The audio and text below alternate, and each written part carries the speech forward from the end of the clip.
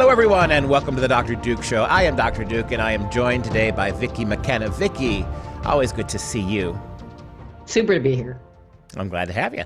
And so, we got civil war, and this is a civil war that we people should be paying much more attention to, because it matters what's going to happen with all of our politicians down the road, who ends up making decisions for us on the judges, Supreme Court. We have a situation at Stanford University where a Trump-appointed judge by the name of Duncan was invited to give a speech. No big deal. The Federal Society, no big deal.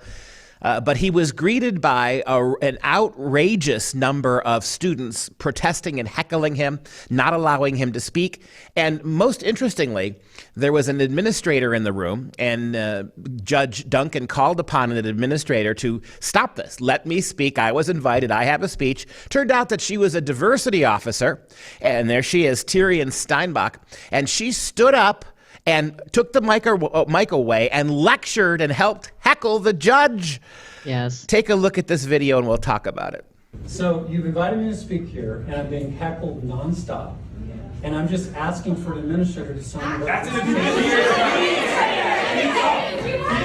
Your racism is showing.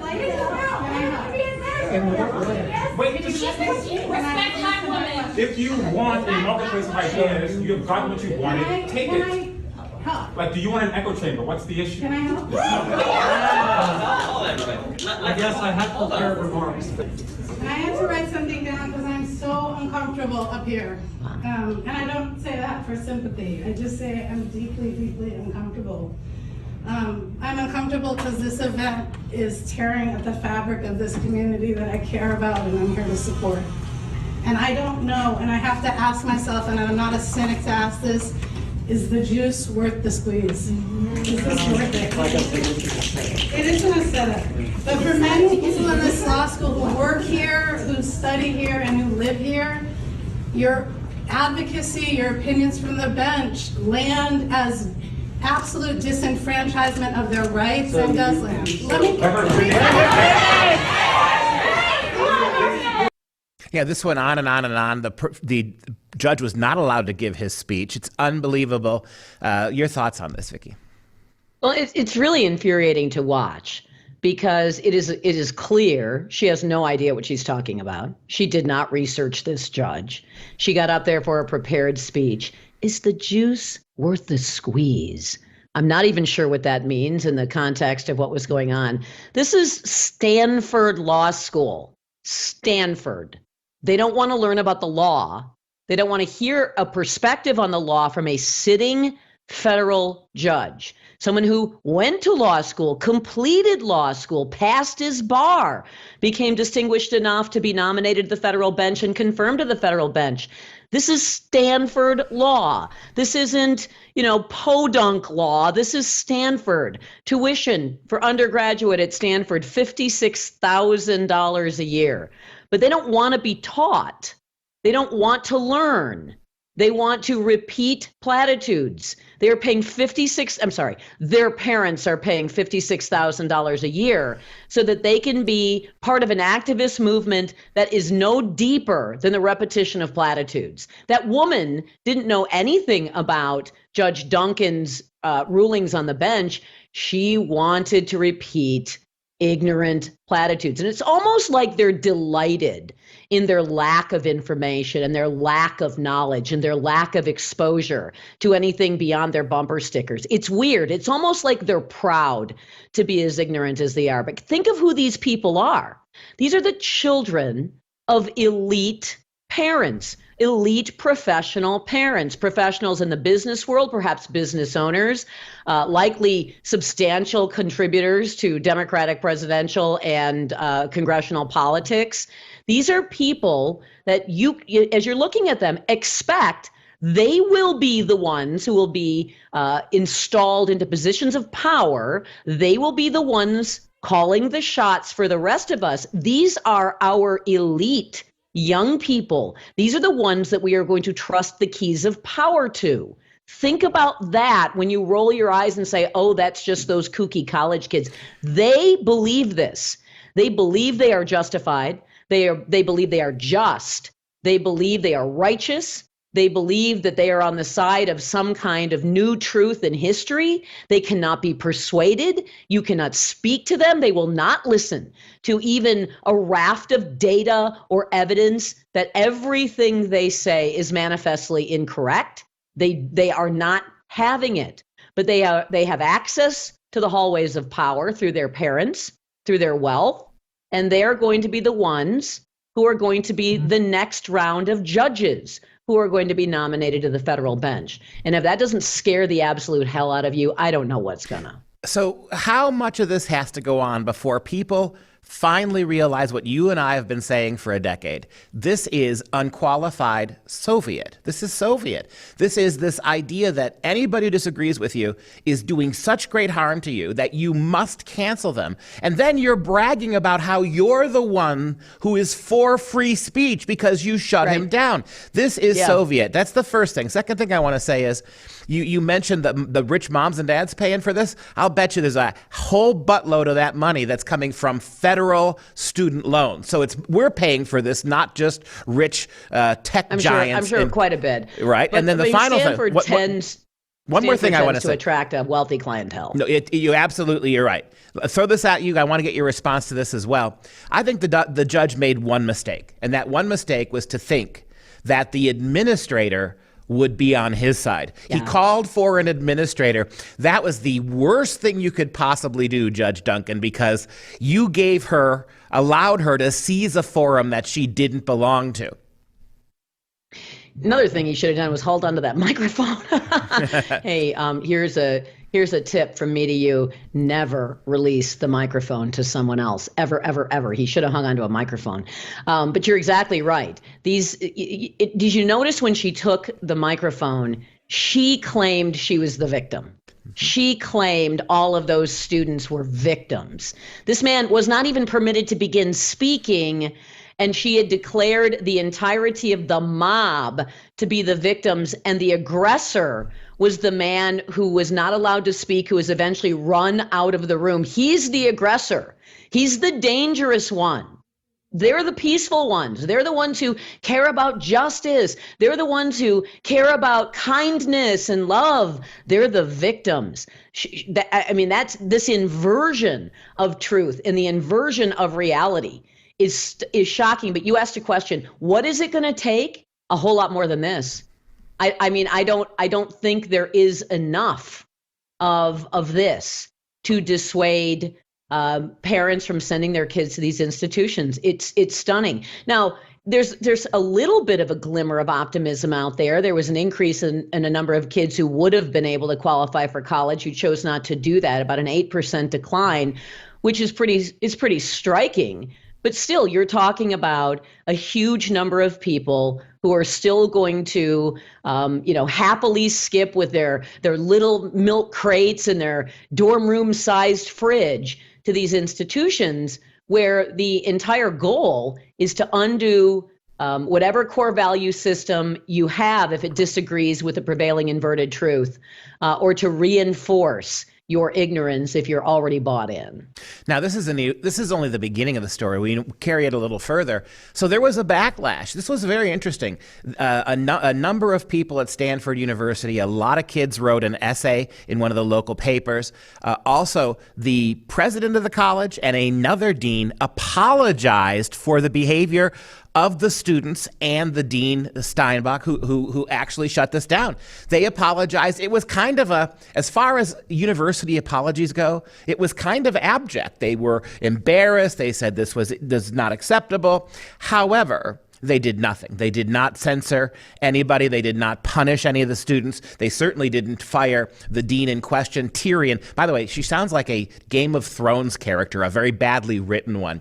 There she is, Tyrion Steinbach. My God. But nothing happened there. She'd been whacked in the first episode. Yeah, exactly. Well, no, she's a person of color. She'd have made it through 3 or 4 episodes. Then she would have gotten one. Well, they would have had a lesbian scene in a bathhouse. Then they would have taken her out, which would have been poison to everybody. But you go back, and then finally, just when you thought there was some pushback, a lot of law students were angry. The president, but they didn't. But again, the authorities said it was bad, they did nothing. And that's your problem. So then what happened today is, the last day or so, is all the liberal kids, which outnumber the conservative kids like by, 50-1, are now pushing back. So the dean herself, Tyrion, she actually made the mistake of apologizing to the judge. Now the progressive lefties who were standing alongside her to shut the judge down are coming after her. All the conservative voices couldn't move the administration. Let's see what happens now that 50, 60 law students are attacking Steinbach because she dared to apologize to the judge. Is it Steinbach or is it the other dean? I'm not sure. But a dean is being attacked for apologizing. But here's the thing.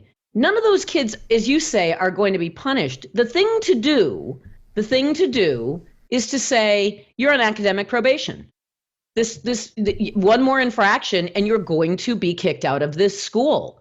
We have a code of conduct in this school, but there isn't anything like that because they've been preaching DEI. By the way, Steinbach is a dean of diversity, equity, and inclusion. We should start calling that, by the way, DIE, diversity, inclusion, and equity, because the acronym is so much more appropriate. But when no one gets punished, it's gasoline. It's a whole new tank of gasoline for these people. And so, what is it? 50 out of 60 students in a law class participated by dressing in black, wearing masks, looking very Antifa. And then the enemies were shifted. They shifted their attention to the 10% or so students who refused to participate in the protest. Now they're next. They're the ones who were targeted after the dean was targeted. Those students now are going to face backlash for daring to demand that their voices be respected, or at the very least, they're allowed to learn, not just be lectured with a series of stuff that you could probably crack open a fortune cookie and read. But I think the dean that was attacked was not Dean Steinbach. I think it was a different dean who was willing to issue an apology. You can double check that for me. Yeah, we'll have to double check that. But irrespective of that, you have absolutely no solution, no resolution at this school. And again, this is Stanford. This is Stanford. There's no way this ends, by the way, because nobody wants to go on record and say college is a waste of time. We have heard for multiple generations that college is a stepping stone to $1 million plus additional earning potential across the entirety of your career. That it's $1 million, and if you are foreclosing someone from having access to that career opportunity enhancement, then there's something wrong with you, or you're anti-education. But Duke, you teach. You know what has happened to education in college. It is, but for a handful of braver conservative professors, it is nothing more than the reinforcement of really bland, dullard, leftist idiocy that you would not 10 years ago have accepted as a punchline in a movie. I mean, it's Portlandia in real life. Really bizarre, but I don't think there's too much money to stop this gravy train anytime soon. Take a look at that picture. So what happened was the dean in question, who did apologize, comes in to the classroom, and you can see what they did. They took these protesters plastered their own little posters, their signs, on every inch of the teaching whiteboard so that nothing could be written up there, nothing can be discussed. And notice what some of those pieces of paper say. Counter speech is free speech, and we have speech rights too. So shutting down, this is how bad it is. These are your future lawyers, which means many of them are going to be your future politicians, because it seems almost mandatory now to become a politician. Treasury secretaries. Yep, you got to be a lawyer. And so they're so thick and dense and so completely brainwashed and indoctrinated that they think they have the right to shut somebody else's speech down. Somebody who was invited by the college, a highly achievable judge, somebody who is very seriously what they should be seek to become, somebody who has the knowledge that they don't have. They shut him down. They don't let him speak, and Then they pretend that they are the persecuted victims because people don't like that they shut them down. It's amazing. And they're claiming that it's free speech to shut someone else down. It's freedom to exercise their mob tyranny against other people. As I always say, this is the inversion of the meaning of language itself. This was the goal, I think, of the political correctness movement, which is a political movement, not just a punchline, so long ago. They believe that free speech is them shouting someone down, that it isn't denying someone free speech. They don't understand the concept of free speech. They believe that freedom is the freedom for them to demand someone else doesn't have it because they're just, or they have some sort of accolade, some virtue that they can put forward to claim it's okay for them to take away your freedom. So freedom even is inverted. Freedom it's Orwellian. It just flat out, it's like they all read Animal Farm and they all read 1984 and they said, hey, now, these are good ideas. Maybe we could implement them. And in convincing themselves, in very, very dystopian fashion, the absolute opposite of what is real and what is true. I don't know how an entire generation could be so sucked in. But then again, we have countries like China, like North Korea, where it is happening as we speak, that this kind of manipulation of truth itself has resulted in wholesale totalitarianism. That's where we're headed, by the way. They don't think that their imposition of their will on us is totalitarian at all. They think we're the ones who are the totalitarians for resisting. Yeah, and that's where I think we wind this particular segment down by pointing out that's the Soviet nature of this, right? That Indeed. You who are engaging in this horrible behavior, you think you have the moral high ground. Still to come, Harvard and New College of Florida are divesting themselves, at least seemingly so, from disinformation and DEI. We'll talk about that coming up right now.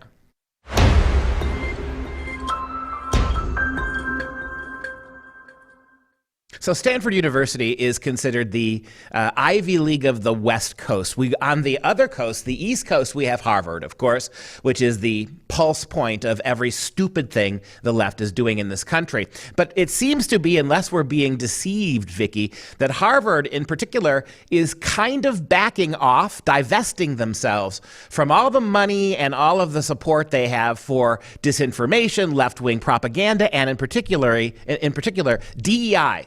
Diversity, equity, and inclusive education programs. Talk about this story.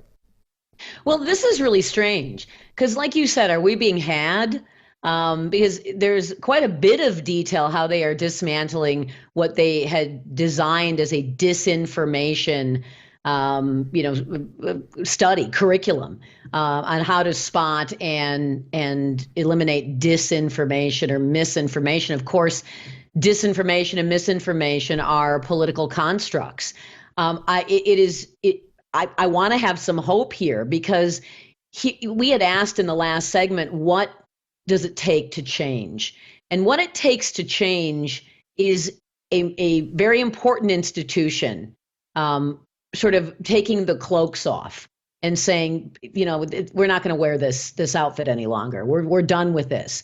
And establishing themselves is something that is still considered, the most respectful and the most vaunted, but doing it differently and maybe paving a way for other schools to follow. That's one of the very few things that might be able to turn around college because, us plebes down here, they don't care about what we think, but they really do care about what Harvard thinks. They really do care about what those deans think and what that college thinks. And my guess why this is happening is there's probably been a problem with fundraising. I think some major donors probably just said, you know what, unless you change, we are going to be withholding any kind of substantial support from the institution.